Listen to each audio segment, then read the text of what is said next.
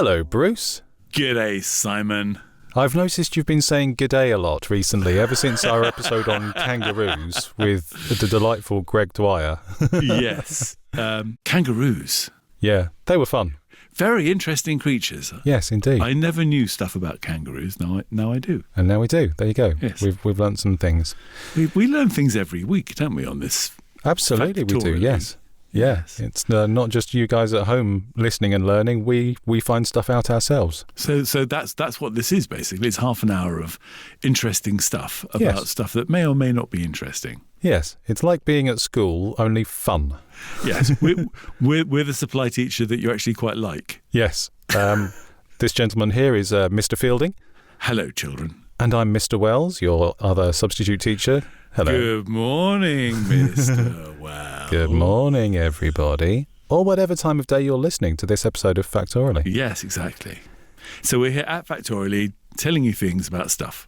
Yeah. What's the stuff today, Simon? Today's stuff is hands, Hands. knees, and bumsadaisy. Yes, hands. So why are they called hands? What are hands? Who are hands?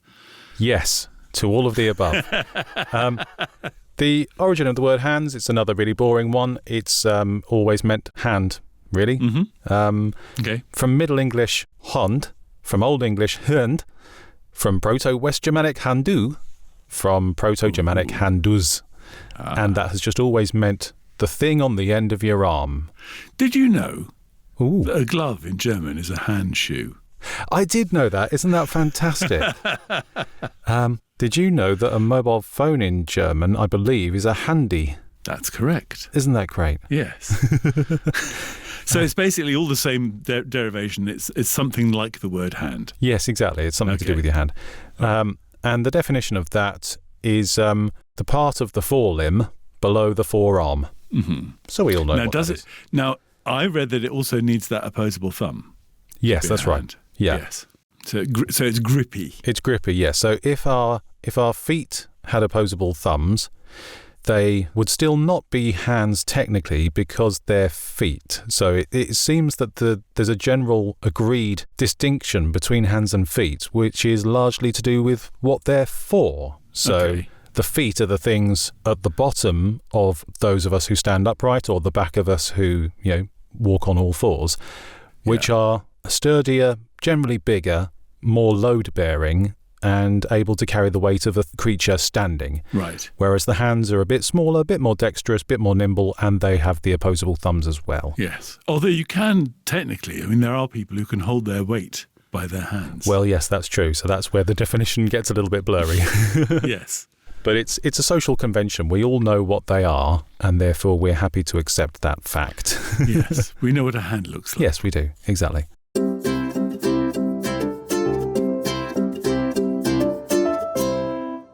There are so many different sorts of hands. Go on. What sort of hands have you got? There's a sort of hand that helps out in the Wild West. Right. A hired hand. Oh, that kind of hand. Yes, of course. Yes. Or on ships. Yes.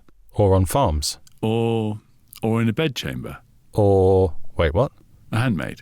Handmade. Right, fine. Yes. Yeah, I was thinking bedhand. Those who wrangle cows. Cow Yes. hands. Yes. So the origin of all of that comes from the word handle.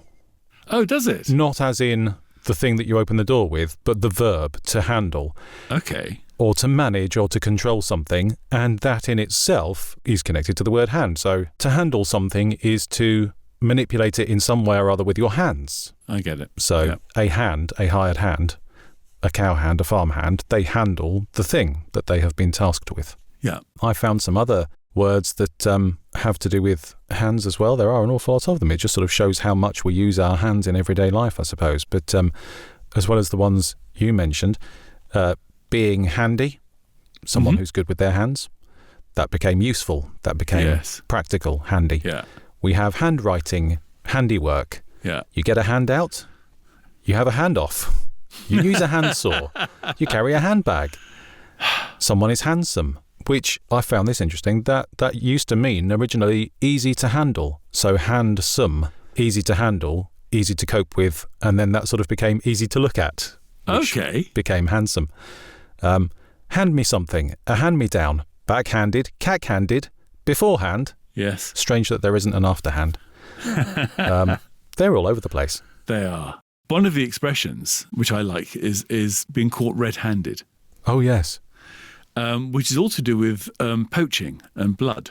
Yeah, because you've still got the blood of your victim on Yes, your... or murder. Yeah. So the idea of being caught red-handed, I mean, it nowadays doesn't necessarily mean with blood on your hands. No, sure. It just means like with your fingers in the till or Yes, whatever. caught in the act. Yes, exactly. And I have a lot more as well, which I'll put on the blog. Oh, the blog. Yes, so we have show notes. Well, I call them show notes.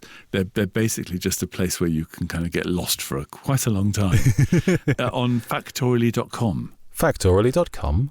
That's it. So, let your fingers do the walking. Yes. And navigate over to Factoraly and look at the blog. Indeed. And you'll find loads more information about the stuff we're going to be talking about with you today. It's sort of this episode times 10. It contains all of the things that we couldn't possibly squeeze into this half-hour episode. Exactly. I mean, technically, a hand consists of 27 bones, 29 joints, 123 ligaments, Cool. 31 muscles, none of which move the fingers, 48 nerves, and 30 arteries. Flippin' heck, that's a lot of stuff going on in a hand. There's a lot of stuff. Well, in fact, about a quarter of the activity of your motor cortex of your brain, the bit that controls all the rest of the whole movement of your entire body, 25% of that is just your hands.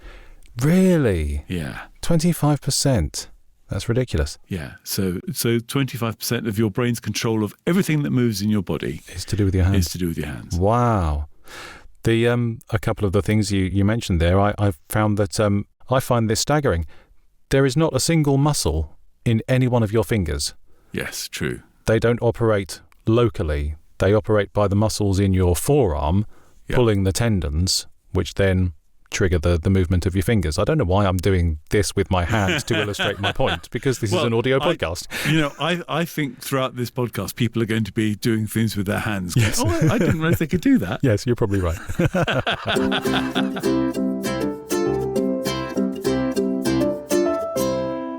So you can also talk with your hands. Oh, sign language. Yeah, of course. Yes. So do you know what the difference is between American Sign Language and British Sign Language? I'd love to think that one of them you sort of move your hands around with a slightly different accent. But Well, kind of, yes. really? They are two completely different languages. Huh. And, much the same as like French and Italian. Right. There are some bits which are similar, and there are some bits which aren't at all. Oh, how interesting. But the key difference between American Sign Language and British Sign Language is that American Sign Language is one-handed. Is it really? So you can. I don't know why I'm doing that. No, to you again. now. So American Sign Language, you can talk to somebody with one hand, whereas British Sign Language you need two, and also there's sort of body movements and facial movements. Yeah. In fact, in American Sign Language, it's a lot more facial rather than body. Oh, is it? Okay. Yes. Yes, I'm sort of picturing British Sign Language. It involves quite a lot of sort of your hand touching the other hand, or sort of Yes. making an impactful gesture. So it's the dominant hand. I think the dominant hand is the vowels, and the other hand is the consonants. Oh, really? I think. Cool. But talking of dominant hands, right-handed versus left-handed. Oh, yes. Are you right-handed or left-handed? I'm right-handed. Are you? So am I. Right. So we have that in common with about 90% of the rest of the population. Really? Yes. Although it's slightly skewed because 6% of men are left-handed, but 10% of women are left-handed. Oh, really? So That's they okay. kind of round that up to it's about 10% of people Okay. are left-handed or okay. ambidextrous. I vaguely remember that at a time when left-handedness was seen as very other. Sinister. Yeah, I was going to use that word exactly. I think the word sinister, I can't remember it now, I might have to look it up, but I think the word sinister actually comes from the Latin for left or left-handed or something like that. That's correct. That is correct. Yes, it was utterly frowned upon. You were viewed as a witch or a heretic or something if you dared to use your left hand, and you'd jolly well have it beaten out of you until you learnt to use the right one. Well, and also that could cause all sorts of things, including stammering. Yes, I've heard that. So, because you're trying to teach your brain to do something that it wouldn't naturally do. Yeah, yeah. So then I wonder whether that 10% of the population that's left-handed, I wonder if it's actually more. It's just that so many of them have learnt to hide it. Oh, interesting. Yes. It's very interesting. I mean, there are loads of products that you can buy if you're left-handed. You just don't think about it. Like zips, for example. Zips are mostly for right-handed people. Yeah, that's right. I mean, you all know about scissors and things like that. But doors are usually hinged to help right-handed people rather than left-handed, because they kind Interesting. of they have the hinges on the right, so that you sort of open the door. Yes, okay. That way. Now, isn't that interesting? I went to a function the other day at a venue which had double glass doors, and without thinking about it, I automatically went to open the left door with my left hand rather than my right. Is that fear of germs? Don't know, maybe it's because I've got a dodgy right shoulder and it doesn't have quite so much strength as the other one, I don't know. Okay. But just instinctively, I would have gone to open it with the left hand. How interesting. Hands come in all sizes. I would imagine so. I mean, there are little hands and big hands and giant hands. Yeah. I mean, one of the giantest hands that I can think of was a pianist called Rachmaninoff. Oh, yes. Oh, did he have particularly large hands? Well, he could spread a 12th. So he can actually do 12 notes. Right. And an octave is 8. So if you imagine a piano keyboard and you imagine an octave plus another 4 notes. Wow. That's a lot. And the other guy who could do that was Franz Liszt. He could also stretch for 12. Okay. Right. But the trouble is, they wrote music for themselves. Yes. And pianists get really upset. Yeah. Because they can't do that whole thing with the stretching of 12 notes. Yes. Oh, how incredible. There was a theory at one point that pianos used to have narrower keys. So when they say, you can stretch 12 keys. Okay. The keys were narrower. Oh, that's interesting. But they found old pianos that Rachmaninoff and Liszt would have been composing on. And the keys are exactly the same width. Oh, as really? Pianos, yeah. Well, that just seems like an unfair advantage, doesn't it? It does a bit, yeah. Huh. I mean, I'm talking of musicians, actually. I know of a musician who has his middle finger insured for $1 million. Oh, my goodness. What on earth does he play? Why the middle finger? He plays guitar. His name's Keith Richards. Oh, right. Okay, yes. I've heard of him. So it's the middle finger of his left hand. Right. And it's insured for $1 million. Wow. In case he breaks it or anything. Because obviously you can't play guitar without your middle finger of your left hand. I mean, you can pluck away with your right hand. Yes, You can do without it, but your left hand's the one that selects the chords. Wow. Well, he needs to be really careful when flipping the bird, doesn't he? Don't want to overuse it. A $1 million bird flip.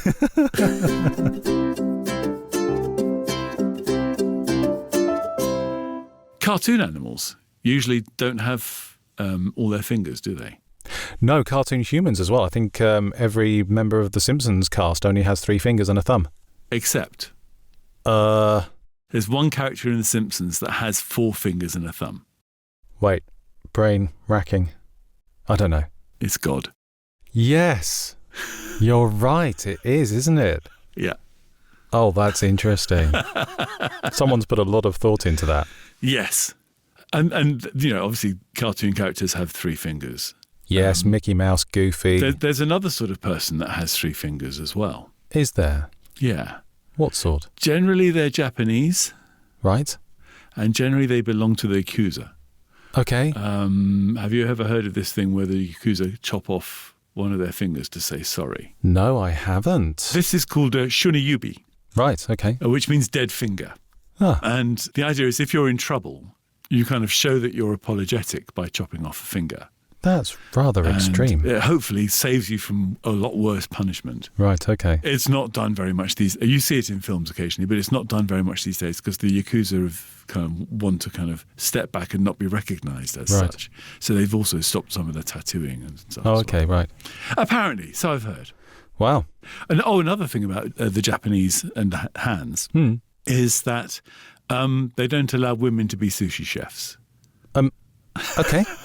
The theory is that women have warmer hands than men, which is not true, and that women therefore won't make decent sushi because they will start to slightly cook the fish because their hands are too hot. Oh, for goodness sake. But that's not true. Their hands aren't warmer. No, but what is true is that there are not that many female sushi chefs.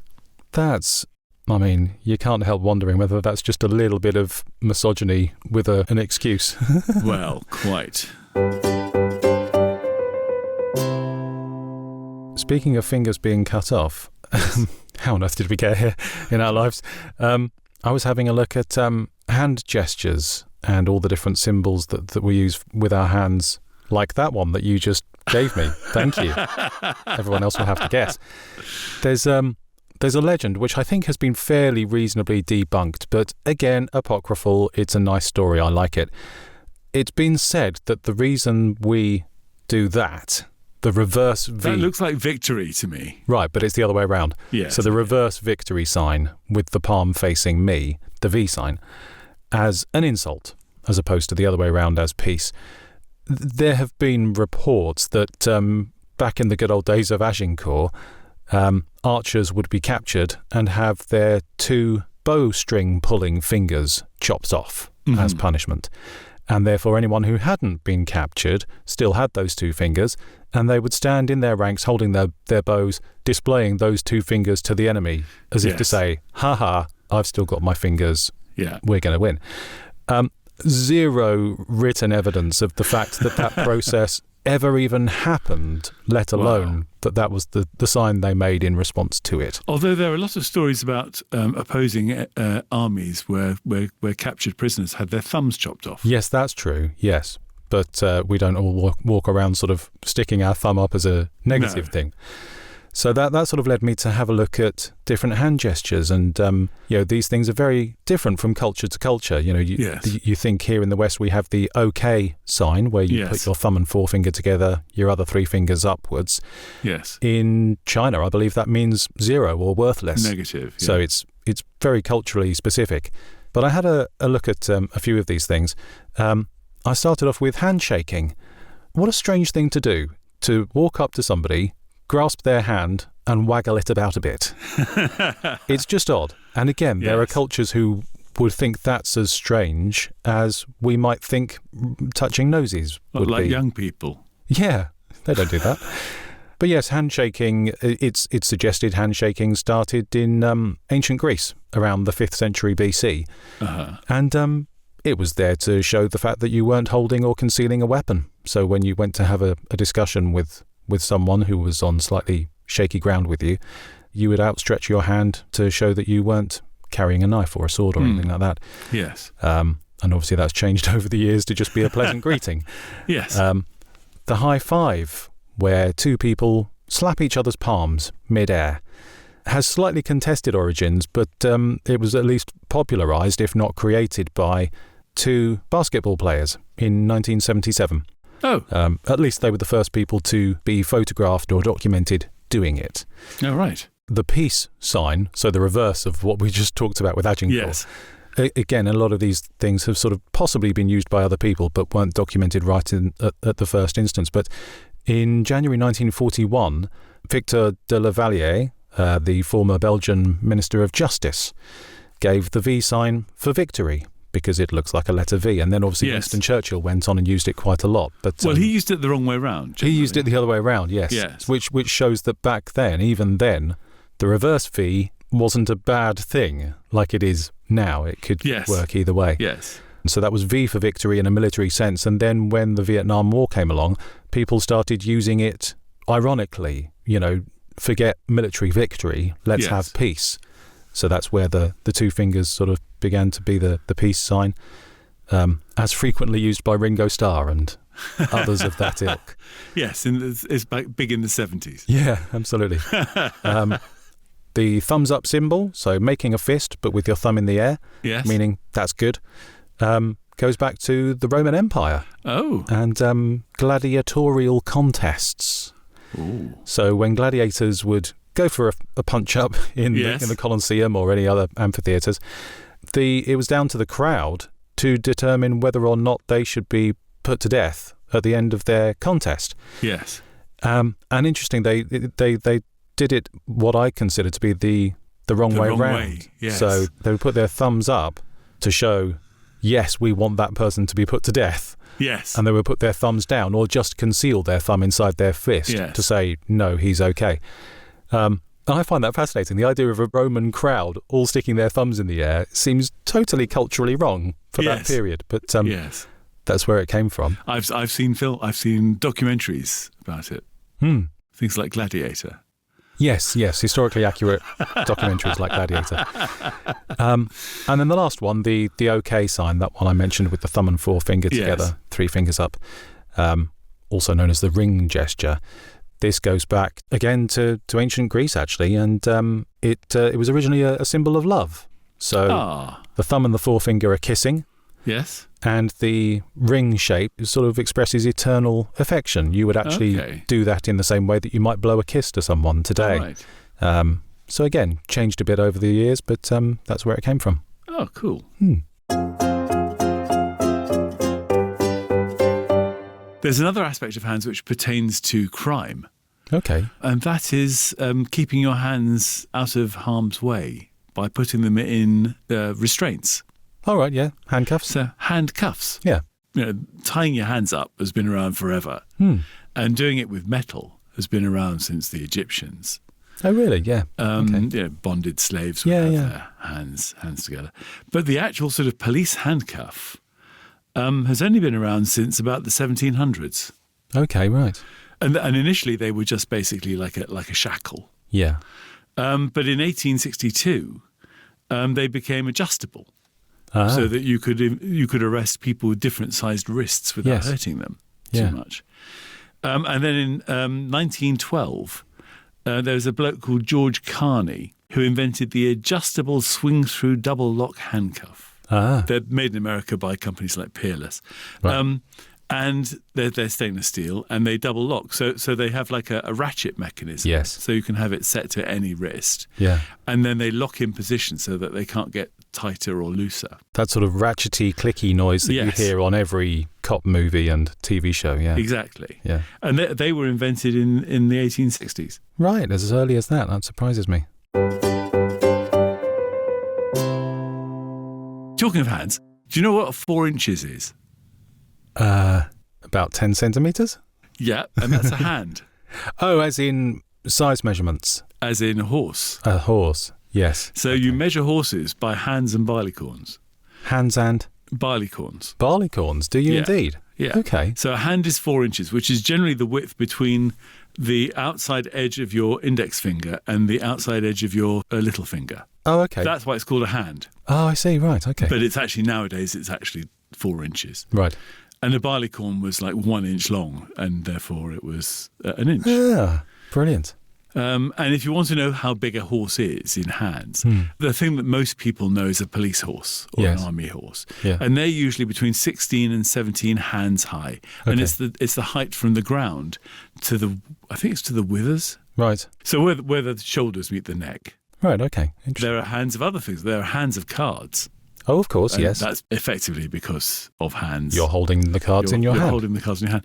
There's hand manipulation of cards as well, like tricks that you can do with your hands with cards. Yeah. I found a guy online who I just can't believe how he does it. And he shows you he does some of the tricks. And even after he's shown you how he does the tricks, you still can't work it out. No, sleight of hand. But I'll put that video in the show notes. Great.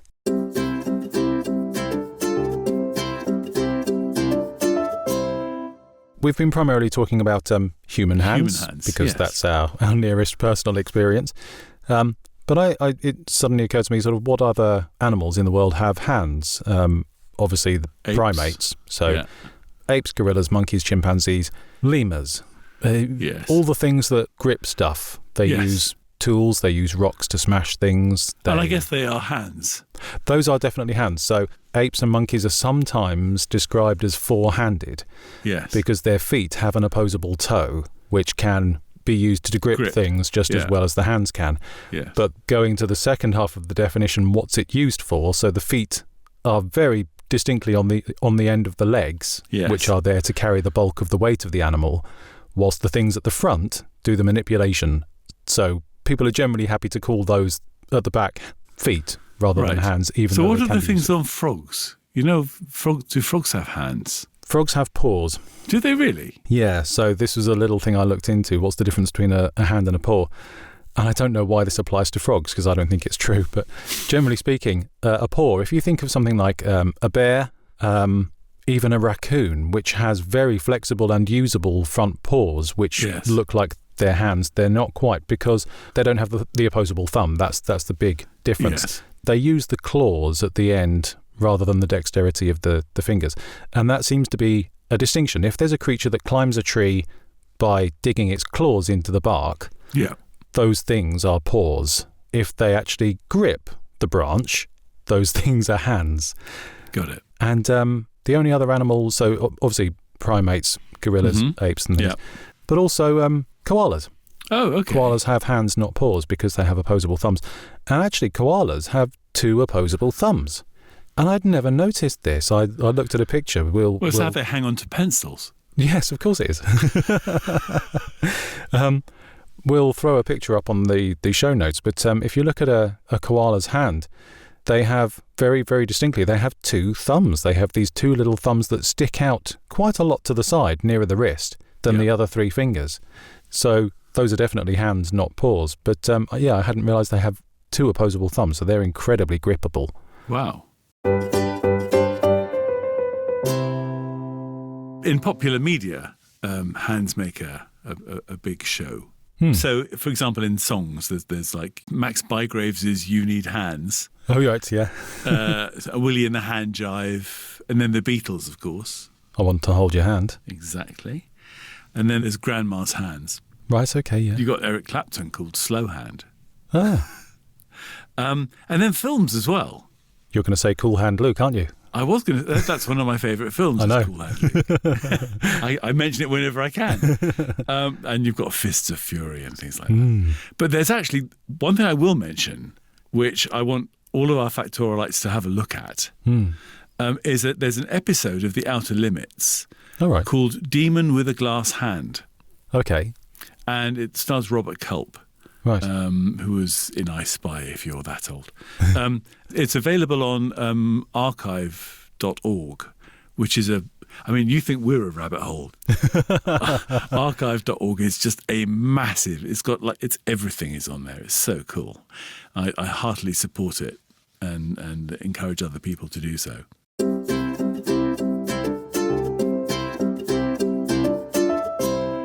So at this point, you normally come up with I can't think whether there are that many records about hands. Not a huge number. The obvious ones are who has the biggest, who has the smallest, etc.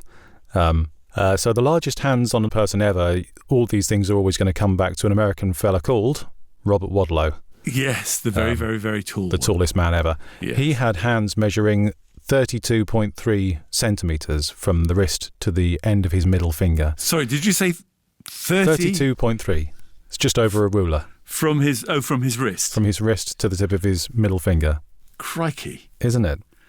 I mean, mine comes up to like 21 centimetres. Yeah. Wow. By comparison, the average human hand is 19.3 centimetres from wrist to the tip of it. So you're slightly above average. Bigger than average. I found the longest ever handshake. The longest ever handshake. Yeah. So these 2 fellas, one of whom was a student at Colorado State University. These guys were called Juan Diaz de Leon, which is a beautiful name, and Matt Holmes. What were the rules for this? Well, essentially, do they have to keep the hands moving?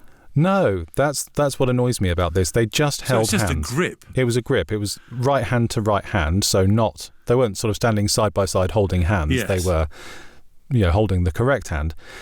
They were allowed to take a 5-minute break every hour, but then that would be deducted from their overall time. But basically, 43 hours and 35 minutes, these 2 fellas shook hands for. So nearly 2 days? Yeah, okay. Minus a 5-minute break every hour. And frankly, they did it because they just wanted to break a record. It's something they always felt like doing. They had a look through what records were available. They picked the easiest one that they thought they stood a good chance of accomplishing. And that's what they did. And then I came across a fella called Zion Clark from the USA, who is dubbed the fastest man on 2 hands. Walking on his hands? Yeah. So this gentleman was born without legs, and he's a world-renowned athlete. and he runs on his hands. Goodness. He holds the record for the fastest 20 metres done on hands. Yes. 4.78 seconds. I don't think I could do that on my feet. No, I don't think I could either. 20 metres in just under 5 seconds. And he has quite a lot of accomplishments, quite a few other records in this related field. He does motivational speaking and talks about overcoming hardship and turning your weaknesses into strengths. And fascinating fella. So those are my handy records. Very good. Well, I can see from the clock that the minute hand is reaching time that we should stop. Oh yes, those hands. Yeah. Yes. Yes, I think we've handed out enough facts for today. I think we have. We've given a handful of them. I think our new facts are in good hands. Yes, indeed. So thank you so much for coming along to listen to us today. We hope you've enjoyed yourselves. If you have enjoyed yourselves, please go and tell all of your lovely nerdy friends about this show so that they can come along and join in the fun. Absolutely. Or you can leave us a 5-star review in your podcast player and maybe say some nice words about us too. That would be lovely. Thank you very much. And then please hit the subscribe button so that every Thursday you'll get a notification saying that a new episode has arrived. Exciting stuff. Isn't it? So thank you all for coming along. Please do join us again for another fun-filled, factual episode of Factoraly. Goodbye. Au revoir.